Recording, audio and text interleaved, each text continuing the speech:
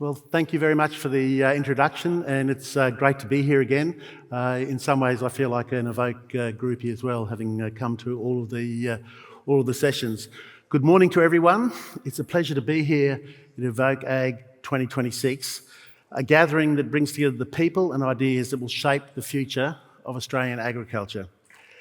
This conference is always a reminder that our industry's strength is built on innovation, collaboration, and a willingness to think differently. Today I want to talk to you from the perspective of one of Australia's leading agribusinesses about productivity. Elders has been part of the farming landscape for 187 years this year. So we have seen and weathered the ebbs and flows of sector growth. What we haven't seen before, however, is a time with so many competing priorities.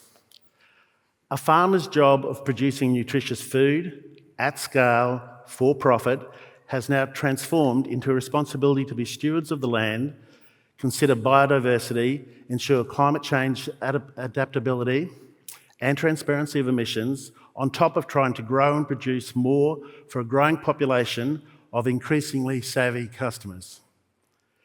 Don't get me wrong, it's a task we can and do deliver on. But it's not an easy one.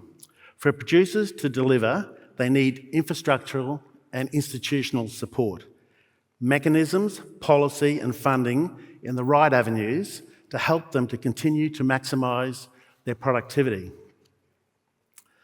Over the past decade, Australian agriculture has shown time and time again that it's one of the most resilient and adaptive industries in the whole of our country. Despite extreme weather, market volatility, inflationary pressure and global disruption, our sector continues to be a productivity leader. Between 1978 and 2000, agricultural total factor productivity grew at an annual rate of 2.2% across all industries. According to the Productivity Commission, market sector labour productivity rose by 1.1% between 22 to 24, recovering from the COVID-induced productivity bubble and subsequent correction. Multi-factor productivity, MFP, which measures how efficiently we combine labour and capital, grew by a modest 0.1% in the past year, below the 20-year average, but still a positive sign in a very challenging environment. Notably, agriculture, forestry and fisheries led all industries with a 7.3% increase in multi-factor productivity over the past year, the strongest of any major industry. That reflects decades of capability building through investment in innovation, new practices and technology, and the sheer determination and ingenuity of Australian producers. Three forces have enabled productivity growth over the long run. Firstly, innovation and technology. Genetics, machinery, remote sensing, data, automation and input efficiency have given farmers powerful tools to increase output with fewer inputs. Secondly, structural change and scale. Australia's shift towards larger, more efficient enterprises has allowed resources to move to those who can use them most productively, driving sector-wide efficiencies. And finally, as we've just been discussing, research, development and extension. RD&E has delivered the innovations that underpin productivity, from drought-tolerant crops to animal health breakthroughs. At Elders, we recognise that productivity is built through real investments, infrastructure and real capability on the ground, and we're committed to being a direct contributor to that progress across Australian agriculture. Our recent investment in 2 new world-class wool handling facilities are a prime example. At our Ravenhall facility, which modernises wool storage and handling with technology, we've significantly reduced handling costs. We've created real and measurable productivity through lower cost per bale, faster turnaround and greater efficiency across the entire wool pipeline. The opening of our new Agritol facility in Rockingham in Western Australia also makes a major milestone in our investment in a more productive and higher productivity supply chain. By owning the formulation process for crop protection products end-to-end, we can guarantee a more consistent, high-quality supply of essential inputs. We also improve lead times, stabilise production, and give Australian growers confidence that the products they need all will be available when they need them, given that these are quite tight windows at planting. In a global environment defined by supply chain fragility, this is not just an operational improvement, but a strategic asset of sustainable productivity. Elders' agronomy and animal health network remains one of the most important links between off-farm research and on-farm performance. Through variety trials, product evaluations, livestock health field testing across a wide range of climates and production systems, our team turns research into practice. This extension role, supported by local experience, gives farmers first-hand performance insights, accelerating adoption and ensuring innovation actually delivers productivity gains at the paddock level. And this has been one of the themes, I think, from the big start of evokeAG, the innovation must turn into practical advantage, productivity and profit. And these days, with the great sustainability outcomes that we're also gaining. This extension role, supported by local experience, gives farmers first-hand performance insights, accelerating adoption and ensuring it delivers at a paddock level. In short, Elders is investing heavily in the systems, supply chains and people that move Australian agriculture forward.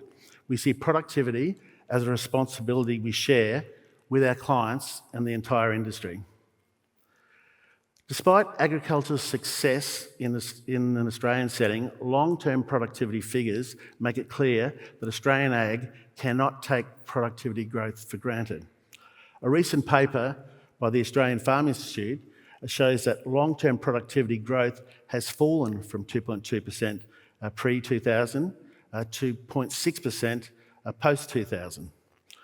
Australia now lags Canada and the US by up to 20 years in reaching similar productivity improvements. We have multi-speed productivity with top farms world-leading, but average farms across Australia slipping. And only 4% of RD&E funding goes to extension, meaning too little investment is getting innovation onto farms.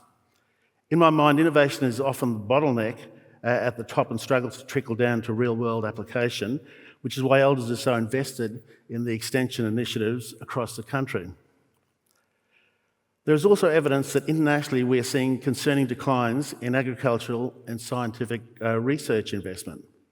Currently, cuts threaten long-term food security, slow innovation, and ultimately drive up food prices as productivity weakens.